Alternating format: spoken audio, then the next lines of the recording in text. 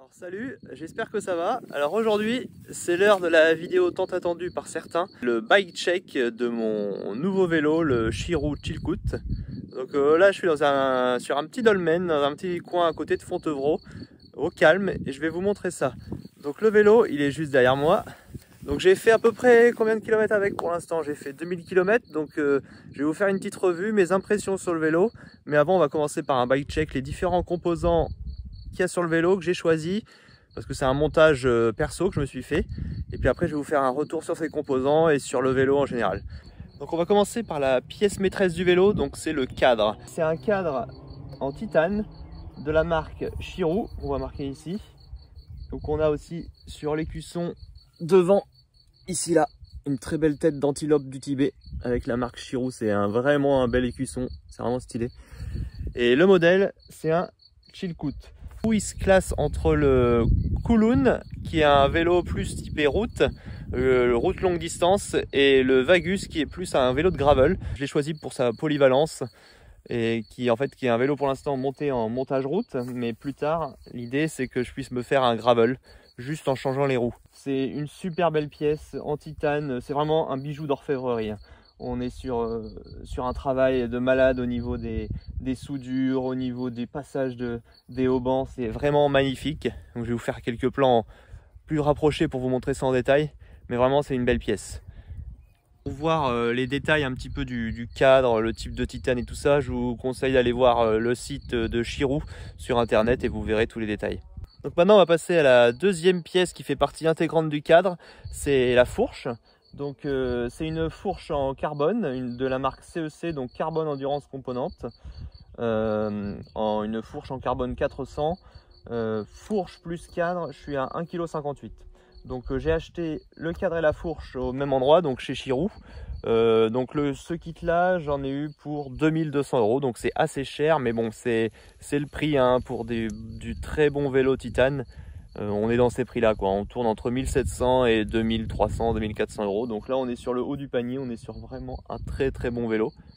Dernier point aussi sur le cadre et la fourche, le vélo il accepte en 700, en route 700, donc comme les roues que j'ai actuellement, il accepte des pneus jusqu'à 40 mm, donc c'est plutôt pas mal, ça permettra de faire une pratique gravel avec ces roues là si je veux. Et si je peux mettre aussi des roues de 650B, donc qui sont plus on va dire des roues de taille de VTT, qui sont bien pour du gravel par exemple. Et là je peux mettre jusqu'à du 47 si je me trompe pas, 47 ou 48, donc c'est plutôt cool. Donc on verra moi quand je me montrerai un vélo de gravel. Donc en fait l'idée c'est que je vais garder tout le cadre, toute la transmission et tous les périphériques, mais je vais juste prendre une autre paire de roues. Et alors au début je pense que je vais essayer avec cette paire de roues là, de faire du gravel avec cette paire de roues là, mais après je pense que je vais essayer soit rester sur du 700, je sais pas encore trop, soit du 650, mais mettre des pneus plus gros, des roues un peu plus larges, et faire un vélo de gravel, mais je garde tout le reste. Donc en fait j'aurais juste à changer les roues et hop, je pars faire du gravel. Donc ça va être super cool. Donc c'est aussi pour ça que j'ai choisi ce modèle là de Shirou, c'est parce qu'il est polyvalent. Donc maintenant on va passer à la deuxième paire de pièces maîtresses du vélo après le cadre et la fourche, c'est les roues. Donc c'est une paire de superbes roues artisanales de la marque Turbo. Donc ça c'est fait par Cyclerie Bieloff. Donc je vous conseille d'aller voir son Instagram et son Facebook pour aller voir son travail. Donc c'est un mec du côté de Chartres qui monte des roues artisanales. Donc je l'ai contacté suite à... En fait je l'ai entendu en interview sur un podcast Spotzel qui est plutôt sympa comme podcast, je vous le conseille. Et je l'ai entendu là-dessus et en fait je me suis dit bah, pourquoi pas le contacter pour faire des roues artisanales sur mon vélo. Donc j'ai discuté avec lui et en fonction de ma pratique, de mes besoins et tout ça, il m'a conseillé et on est parti donc sur des roues carbone, donc en 700 au niveau de la taille. Les roues elles font 30 mm de haut, c'est du carbone T800. En largeur interne de jantes elles font 21, largeur externe elles font 28. À l'avant et à l'arrière j'ai 28 rayons. Donc les rayons c'est des Sapim CX Ray. Les moyeux c'est des moyeux Envy MP4, donc les super moyeux, et puis honnêtement ils sont magnifiques, des moyeux rouges qui vont bien avec le reste du vélo. Donc honnêtement je suis super content de ces roues, elles ont un bon rendement, elles ont une bonne inertie, elles sont confortables. Pour continuer sur les roues, on va parler des pneus. Donc là, j'ai pris des Continental Gatorskin. Donc je suis resté en fait sur cette marque et ce modèle là, parce que j'avais ça sur mon autre vélo, je les avais en pneus de 25 et j'avais fait la raf avec et honnêtement j'étais satisfait, donc je suis resté sur ce modèle là. Donc c'est des pneus route mais qui sont pas mal, et pour ces roues là, donc je les ai pris en 32 mm, donc j'en suis plutôt content. Il y a un bon confort, un bon rendement et les pneus sont vraiment solides et endurants, donc vraiment top. Donc, au niveau du poids des roues, la paire de roues sans les pneus, je suis à 1,45 kg. Et je précise aussi, dans mon montage actuel, au niveau des roues, j'ai choisi de me mettre en chambre. Honnêtement, pour le vélo de route, je trouve que la chambre, c'est très très bien. Pour du gravel ou du VTT, je trouve que le tubeless, il n'y a pas photo, hein, faut se mettre en tubeless. Mais pour de la route, honnêtement, moi, avec mon premier vélo, j'ai crevé une fois. Mon Megamo, donc mon vélo que j'ai encore, j'ai crevé 1 ou 2 fois, c'est tout. Avec ce vélo là j'ai pas crevé. Honnêtement en vélo de route je pense que la chambre c'est très bien. Le tubeless c'est sympa mais ça demande de l'entretien. Tous les 6 mois faut changer le tubeless, faut le nettoyer. Si tu crèves c'est un peu galère, tu t'en mets partout.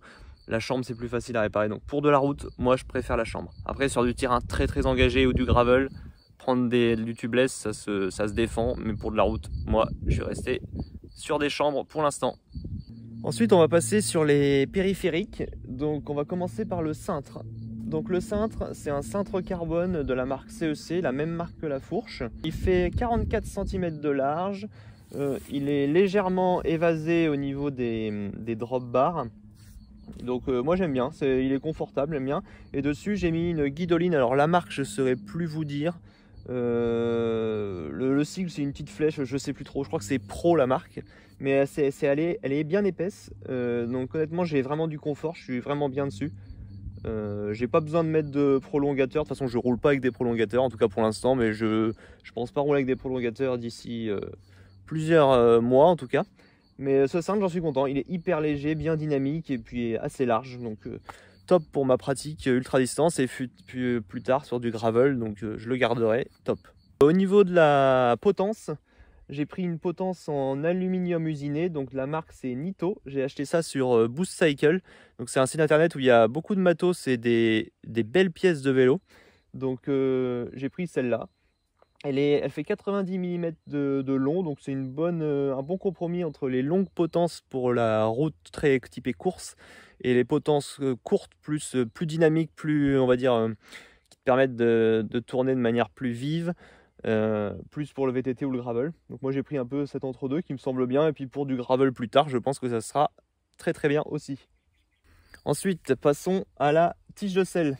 Donc la tige de selle, c'est une tige de selle en titane de la marque CEC, comme la fourche et comme le cintre. Donc elle fait 30 cm de long et au niveau diamètre c'est du 27,2. Donc voilà, tige de selle magnifique en titane, donc ça apporte du confort et ça va bien avec le reste du vélo. Chariot de selle pareil, titane. Pour tenir cette tige, j'ai un collier de selle CEC aussi en titane, donc très classe, très beau et très efficace. Pour compléter ça et compléter mon assise, j'ai mis une selle Brooks, donc c'est une C17 Cambium. Donc j'avais beaucoup entendu de louanges de la marque Brooks, donc je me suis dit allez, je vais tester cette marque. J'ai regardé, il y a beaucoup de selles sur leur site, c'est un peu compliqué de choisir. Donc j'ai pris celle-là, donc j'ai voulu aller sur du Cambium, donc c'est une matière synthétique. C'est pas le cuir quoi. Mais honnêtement c'est super confortable. La selle vraiment elle a une bonne assise, elle est ajourée sur le dessus. Moi j'en suis vraiment satisfait. Donc après honnêtement je vous conseille cette marque. Après cette selle là je ne sais pas forcément, ça dépend vraiment. Les selles c'est un peu compliqué, hein. Ça dépend de votre morphologie, ça dépend de votre cuissard, ça dépend de plein de choses. Mais honnêtement en tout cas pour moi c'est très bien. Pour mon vélo, ma position, mon cuissard, ma morphologie, je trouve que c'est très bien. Après de manière générale on est quand même sur une bonne marque, donc on peut pas trop faire d'erreur. Mais bon après il y a des gens qui c'est difficile. Mais moi en tout cas je l'adore cette petite selle. On va passer à la partie transmission. Donc ça a été la partie la plus, on va dire, la plus compliquée à choisir quand j'ai choisi mes composants de vélo. Parce que je savais vraiment pas sur quoi partir pour un vélo de ce type là et un vélo d'ultra. Donc on va commencer par le boîtier de pédalier. Donc le boîtier de pédalier c'est un T47, donc il existe énormément de formats et de normes de boîtier de pédalier. Là pour ce vélo là c'est un T47 pour axe de 24 mm. Le pédalier, j'ai pris du classique en Shimano, donc un GRX en monoplateau, donc avec 40 dents à l'avant. Au niveau des manivelles, j'ai pris du GRX en 200 mm. Et pour mes pieds, j'ai pris des pédales Cranks Brothers. Donc c'est les mêmes que j'ai en VTT, sauf que là il n'y a pas la cale autour.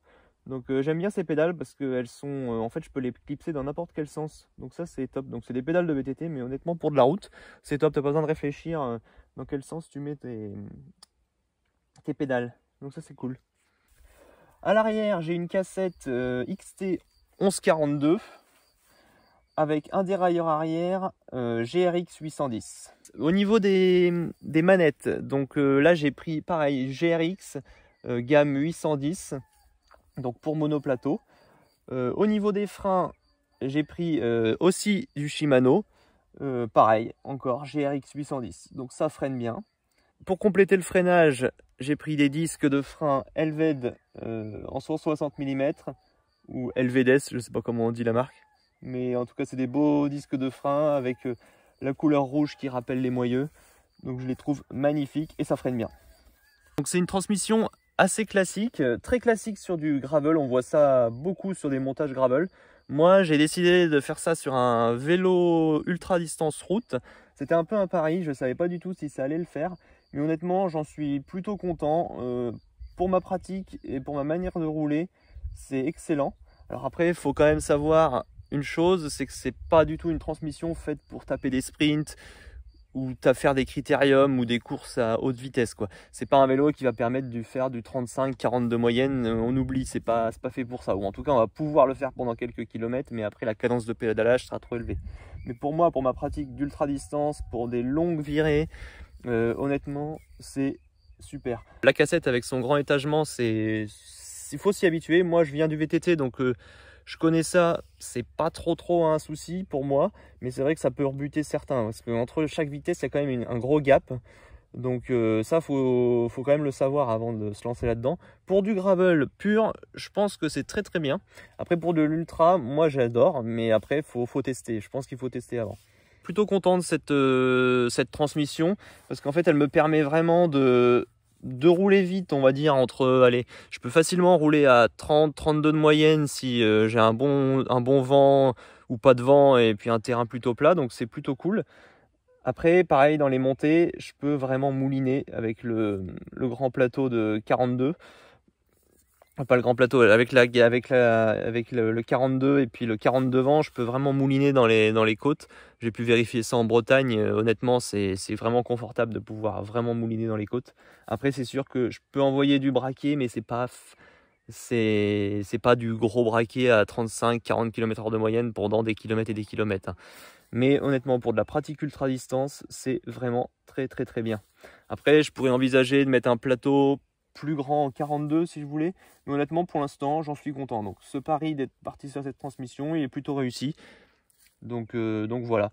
Et au niveau du freinage, donc c'est du Shimano GRX, donc c'est très fiable. C'est frein à disque. Moi j'avais jamais roulé en frein à disque sur un vélo plus sur la route, et honnêtement c'est excellent. Ça freine bien. Il y a quelques petits bruits parasites de temps en temps, mais honnêtement c'est pas très gênant. Mais vraiment ça freine vraiment bien dans les descentes. Et puis en cas de pluie, j'ai pas eu le cas pour l'instant, mais en cas de pluie au moins tu freines bien par rapport au frein à patin où c'est un petit peu plus incertain sous la pluie. Donc voilà, donc transmission Shimano GRX, c'est fiable, c'est efficace. Moi j'ai beaucoup roulé avec Shimano dans la transmission, et puis au niveau du freinage j'ai toujours roulé avec Shimano, j'en suis vraiment content. Donc de ce côté là c'est top. J'ai rajouté quelques autres trucs qu'on peut voir ici. Donc j'ai mis des porte-bidons Feedlock avec les bidons qui vont bien dessus. Donc pourquoi j'ai pris cela? Donc déjà pour l'aspect on va dire épuré du porte-bidon. On voit vraiment ça prend vraiment pas grand chose sur le cadre. Mais surtout pour cet aspect-là. L'aspect aimanté des gourdes en fait. Surtout en ultra, quand tu roules longtemps, c'est pratique de juste avoir à approcher sa gourde de son porte-gourde et que ça s'aimante tout seul. Pas besoin de réfléchir. Et ça, c'est vraiment cool. Après, le désavantage, c'est que tu peux pas choper une autre gourde. Si tu perds ta gourde, tu es un peu dans la panade. Tu peux pas mettre une autre gourde à la place. Ça, c'est un peu le défaut. Après, j'ai rajouté quoi? J'ai mis mes outils dans un bidon aussi que j'ai mis en dessous, avec tous mes outils, chambre à air de rechange, porte, démonte pneus, multi-outils, etc. Tout là-dedans. Donc ça, c'est pas mal. Donc là, je le mets soit là, soit des fois, je le mets ici. Ça dépend des sorties que je fais. Autre composant que j'ai mis sur le vélo, c'est ça là. C'est un rétroviseur. Donc vous avez dû sûrement le voir pas mal sur internet. Donc c'est un petit rétroviseur qu'on met sur le bout du cintre. La marque c'est The Beam et le modèle c'est Corky. Donc honnêtement j'en suis content. J'avais jamais roulé avec un rétro et celui-là il est bien parce qu'il est minimaliste, il s'oublie et puis il est vraiment efficace. Honnêtement on voit bien dedans. Bon après il faut avoir une bonne vue quand même. Mais pour la nuit c'est top parce que tu vois les voitures arriver de loin. Et puis même de jour tu les vois arriver, oh, je sais pas, je dirais 50 mètres, entre 50 et 70 mètres à l'avance. Donc non, j'en suis plutôt content. Et en plus du reste, du rétroviseur, des porte-gourdes, j'ai rajouté aussi mon GPS, donc que j'ai investi dans un véritable GPS de vélo. Donc c'est un Garmin 1030, donc classique mais efficace, ça va bien. Je l'ai mis dans le prolongement de la potence, c'est vraiment top. Et quand je fais de l'ultra distance, je mets mon portable sur la potence. Donc j'ai le portable ici, le GPS là, donc c'est pas mal, ça prend pas de place. D'autres détails du vélo aussi assez intéressants, c'est ces petites choses là. Donc il y en a plusieurs sur le vélo, il y en a ici, il y en a au niveau des gourdes, il y en a ici au niveau juste au-dessus du pédalier, il y en a sur la fourche. C'est des œillets, donc ça permet en fait de rajouter des éléments sur le vélo. Il y en a aussi là sur les haubans en haut et en bas. Donc en fait ça permet de rajouter des éléments sur le vélo. Donc là bon par exemple j'ai rajouté tout simplement des porte-gourdes, mais ici j'ai rajouté, moi j'ai mis une sacoche, là on la voit, elle est pas là, mais j'avais mis une petite sacoche à Pidura à fixer ici. On peut mettre des porte-bagages sur la fourche. Donc ça c'est pas mal, c'est un vélo qui permet, en fait c'est un vélo qui est fait de manière à ce qu'on puisse l'utiliser vraiment sur du bikepacking, sur des longues virées. Et ça c'est cool, donc il y aura des évolutions possibles sur le vélo. C'est vraiment excellent de ce côté-là. Autre petite chose aussi que j'ai fait sur le vélo que vous avez dû voir, c'est que j'ai collé à plusieurs endroits, par exemple ici sur la fourche, sur les roues aussi, sur les manettes de frein. J'ai collé des réfléchissants, ça vous permet de vous rendre visible de jour et surtout de nuit. Donc la marque c'est The Beam qui fait ça, donc le truc c'est que c'est assez cher, mais c'est des réfléchissants qui sont taillés, qui ont des bonnes formes, qui sont déjà coupés dans des formes top, et puis c'est de la bonne qualité. Mais ça coûte quand même une quinzaine d'euros les réfléchissants. Mais c'est pas mal. Moi j'en ai collé, ouais, voilà, ces différents endroits. Et honnêtement c'est pas mal. Pour la sécurité, c'est vraiment cool. Et autre détail sur le vélo que j'ai mis, que vous voyez ici, c'est la petite inscription 30A. Donc pourquoi ça? Bah, essayez de deviner en commentaire et puis je verrai s'il y en a qui trouvent la bonne réponse. Maintenant que je vous ai présenté les différents composants du vélo, j'espère que j'en ai pas oublié. Après, n'hésitez pas en commentaire à me demander, je suis peut-être pas rentré trop dans les détails pour certaines choses, mais je pense que j'ai rien oublié. Et en fait, si, j'ai oublié quelque chose, en tout cas 2 petits détails. Donc la première chose, c'est le poids du vélo. Nu, sans équipement, sans matériel, il est à 9,46 kg. Donc dans une prochaine vidéo, quand je vous présenterai mon setup d'ultra distance, je vous ferai le poids avec tout le matos que j'emmène avec moi. Mais là, c'est 9,46 kg, donc c'est pas trop mal. Mais bon, après, c'est pas le poids d'un carbone, mais on n'est pas trop mal placé quand même. Et la deuxième chose, c'est le prix du vélo. Donc là, le montage actuel, on compte environ 5200 €. J'ai pas calculé précisément, mais on est entre 5002 et 5300 € je pense. Je vais passer à mes impressions sur le vélo, mes impressions sur les différents composants et mon ressenti après à peu près 2000 km à son guidon. Pour remettre un peu dans le contexte, ce vélo que j'ai monté, donc qui est un montage perso, c'est un vélo qui est destiné, son but principal c'est de faire de l'ultra distance, donc des longues sorties à vélo et pour l'instant de l'ultra distance sur route. Donc c'est pour ça que j'ai choisi un cadre en titane. Je me suis dit le titane c'est confortable et en plus c'est prestigieux et puis je voulais vraiment quelque chose de pas commun. On voit pas souvent des cadres titane et encore moins des cadres Chirou rouler sur nos chemins et une route. Donc je me suis dit je pars là-dessus pour vraiment avoir quelque chose de prestigieux. Donc honnêtement je suis pas déçu du cadre, il est vraiment magnifique, il est confortable. Grâce à ces haubans à l'arrière très élargi, ça donne un confort vertical qui est excellent. Honnêtement, par rapport au carbone que j'ai pu rouler, c'est le jour et la nuit, quoi. Ça n'a rien à voir en fait. C'est comme si on comparait pratiquement un vélo de route et un VTT. Là, je suis vraiment super confortable. Je peux pas dire autre chose, quoi. On peut enchaîner les kilomètres, toutes les petites aspérités de la route sont gommées. C'est vraiment excellent. Donc au niveau de la fourche, bon là je peux pas vraiment dire quelque chose, elle va avec le reste du cadre, honnêtement elle est bien. Y a pas trop de, je peux pas trop en dire plus. Au niveau des roues, excellentissime, c'est du travail d'orfèvre aussi comme le cadre. C'est super bien monté, il n'y a aucun souci, les roues tiennent, elles ont un bon rendement, elles ont une bonne inertie, c'est du bon boulot. Donc je vous conseille d'aller voir ce que fait Cyclerie Bieloff. Vous pouvez aller discuter avec lui pour faire des montages, parce que c'est vraiment top les roues artisanales. Honnêtement, ça coûte pas plus cher que des roues montées d'usine, on va dire. Parce que là, pour les roues, pour la paire de roues, j'en ai eu pour 900 €. Donc ça peut paraître une grosse somme, mais honnêtement, pour des roues carbone de cette gamme-là, c'est plutôt pas mal. Ensuite, au niveau de l'assise, donc là, je suis vraiment aussi très satisfait. Donc surtout au niveau de la selle, j'adore. Je suis vraiment, c'est ma selle la plus confortable que j'ai eu à tester et à rouler pour l'instant. J'ai jamais eu mal, c'est-à-dire qu'en fait j'ai roulé, quand j'ai fait mon Ultra Grand Ouest, je roulais à peu près 200 km par jour. Et chaque lendemain matin, j'avais pas mal aux fesses, quoi. Alors qu'avec les autres vélos, j'avais toujours un petit peu mal aux fesses, jamais énormément, mais toujours un petit peu.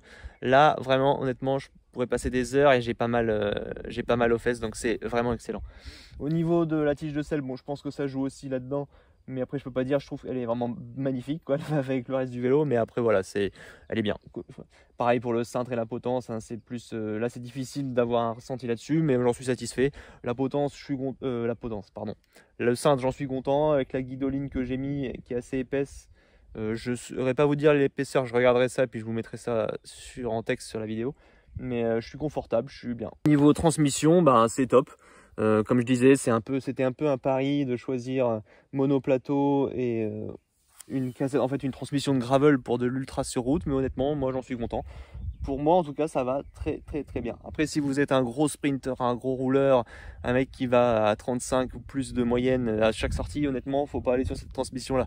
Mais pour de la longue distance ou pour des sorties un peu plus tranquilles où il y a beaucoup de dénivelé par exemple, ça peut valoir vraiment le coup. Au niveau freinage, ben là je suis vraiment bien. Moi, j'ai ce genre de frein sur une VTT, mais là honnêtement sur de la route, moi je suis content. Ça freine super bien, c'est précis, pas besoin de beaucoup appuyer pour freiner, excellentissime. Et au niveau du vélo dans son ensemble, donc clairement après 2000 km, je peux vous dire qu'il est vraiment excellent. Je pourrais passer des heures et des heures dessus sans jamais m'arrêter.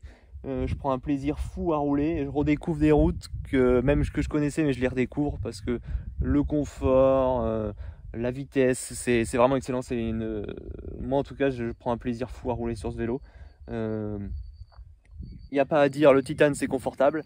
Alors après, je pense qu'un vélo en carbone bien étudié est très confortable aussi, hein. Mais là, pour une matière prestigieuse, un cadre fabriqué de cette manière-là, honnêtement, on ne peut pas être mieux servi. Donc après, il y a aussi plein d'autres choses qui rentrent en ligne de compte, hein. Il y a les roues, il y a les pneus, il y a la pression des pneus.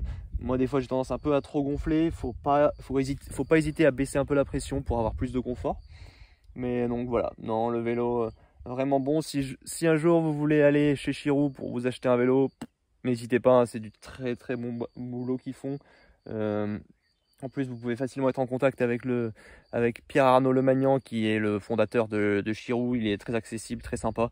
Donc c'est cool, il donne des conseils, on peut lui demander plein de choses. Donc c'est vraiment cool, je vous conseille d'aller jeter un œil. Pour les roues, pareil, je vous conseille d'aller voir Mathieu Bieloff, The Cyclerie Bieloff, parce qu'il fait vraiment du bon taf.